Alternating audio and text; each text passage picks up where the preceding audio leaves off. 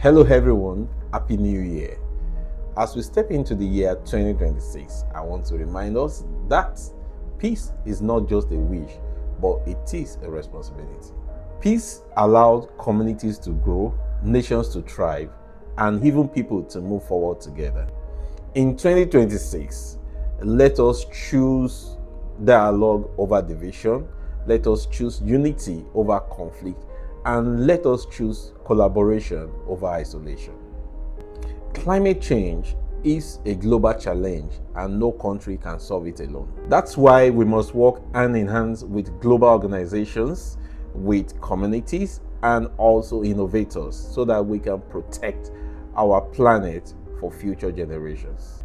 Together, in peace and purpose, we can build a safer, greener world. Thank you and Happy New Year.